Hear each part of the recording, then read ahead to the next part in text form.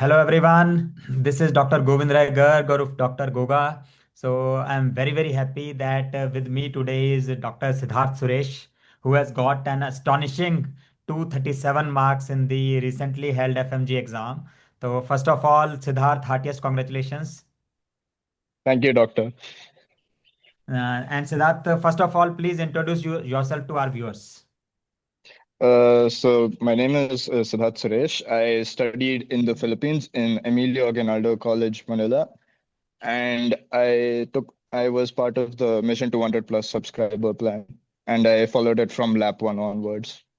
Great. So this is I your grew first up attempt. in Bangalore. Yeah. Great. So this is your first attempt, Siddharth? Yes, this is my first attempt. Great. So you have scored great in the first attempt. So proud of you. Thank you, doctor.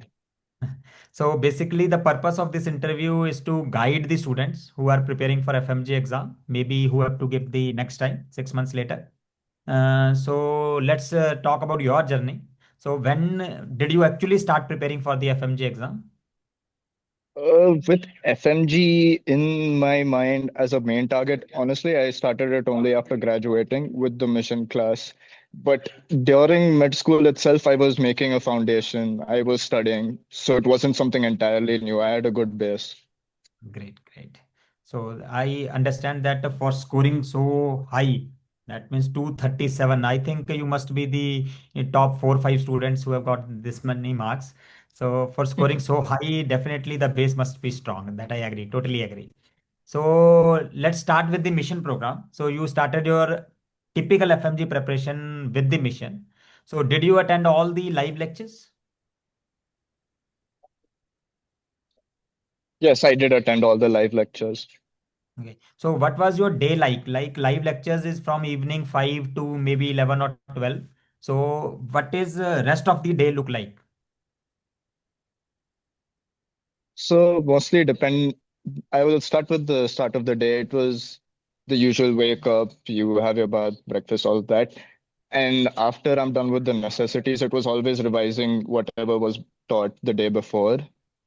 And if there was any free time and I didn't have any late night PYQs or Okay. anything left behind, I would just maybe go through Qbanks just to like keep my mind engaged.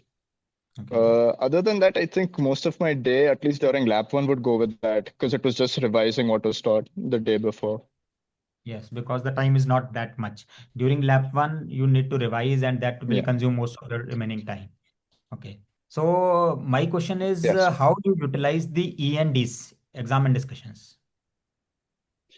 E&Ds, I think, were very important because not only did you like test your knowledge on how much you learned during lap one, they would also be questions, which the faculty thought maybe, this could be asked in Okay. the FMG exam. So I think it was very vital to attend the E&Ds, not just the exam, but also attend the discussion because beyond the lectures, you also give a lot of tips during the E&D.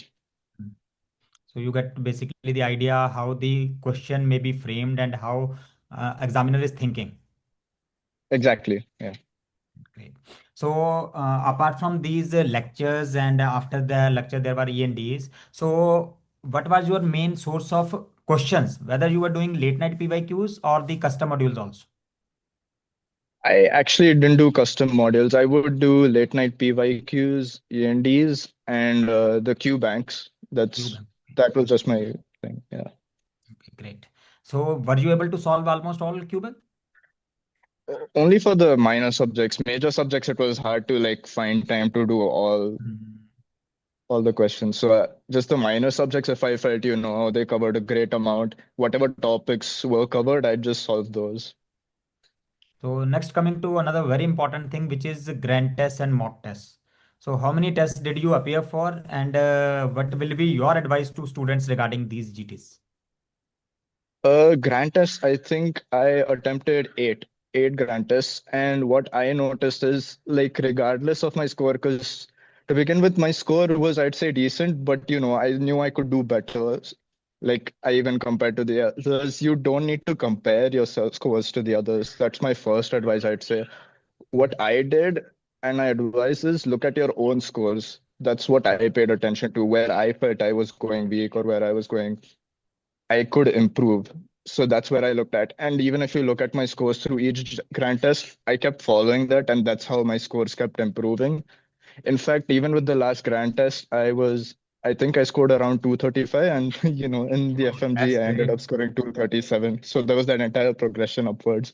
So I wouldn't feel bad if my grant test scores were bad, because in the end, I knew I was learning more. So it was all about staying calm because I knew the exam, that's what's really tested.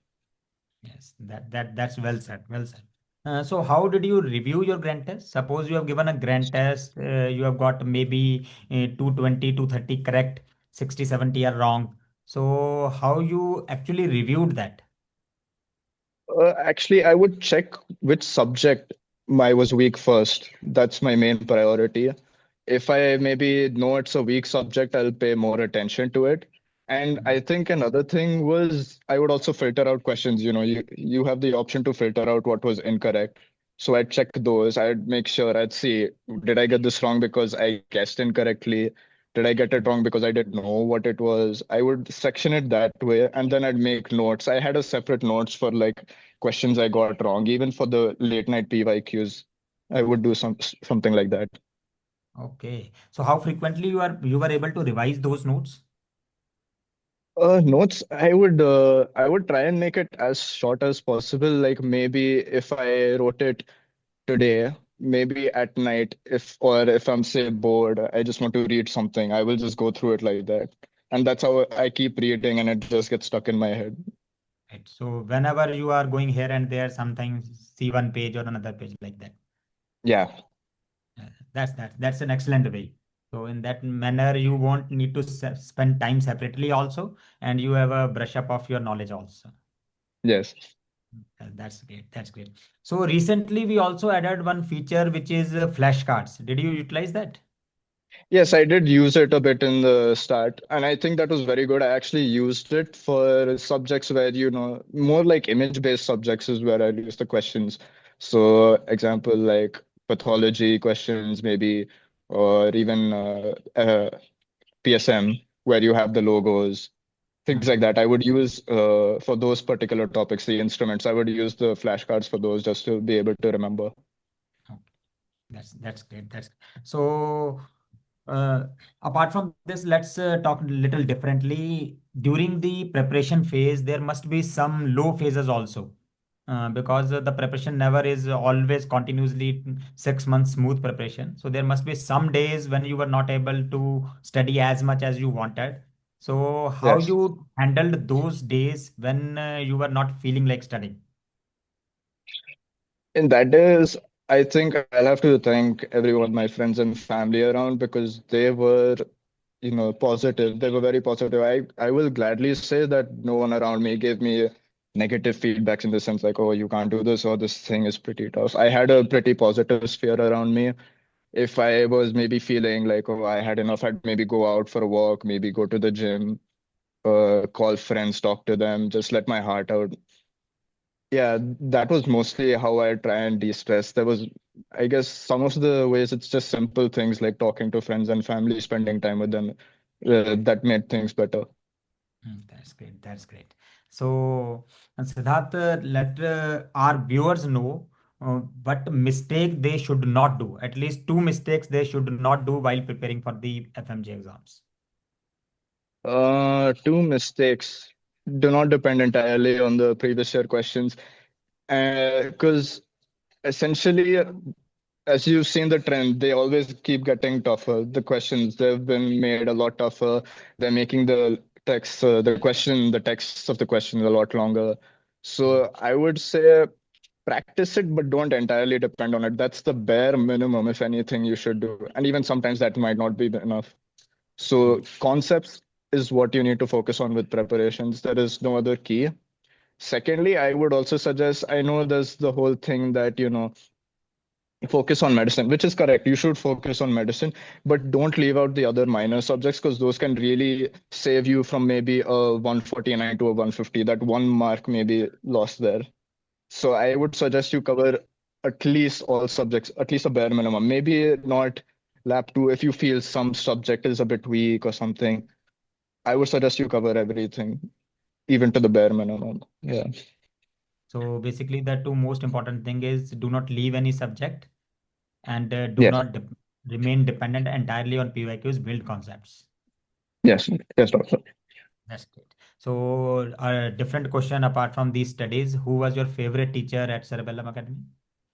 It's really hard to pick because I was really fond of everyone, but I think Dilip sir, I really like Dilip sir. He That's knew with lab one, sure, his classes went very long, they extended for a long time, but that is medicine in the end. You yes, can't compromise there. I think the way he explains medicine is the easiest with his flow charts. If it happens like this, go with this. I don't think anyone can explain it a lot easier. I think people find it overwhelming because, mm, medicine is so vast and it's being covered in 12 days. But, he really knows how to, get you interested in medicine if you have that aptitude. So that's why I like him. that's great to know. And it was lovely talking to you, Dr. Siddharth. And Yes. what are your plans now before My the interview? plans right now, I want to use this good energy. I feel very happy. So I feel I don't want to lose this momentum. Of course, I can't take NEET PG right now. I have to complete my internship. So mostly I'll be planning on taking other entrance exams like the MLEs, USMLE or something like that. That's my plan. Okay, great. So all the best for your exams. And thank you very much for guiding the students. And please be available for students who will ask questions on this video. Of course, doctor. It was really a pleasure meeting you and getting to talk to you. Same here, same here. We are proud of you, Siddharth. Thank you so much. Thank you, doctor. Yes, thank Thank you. you. Bye. Bye.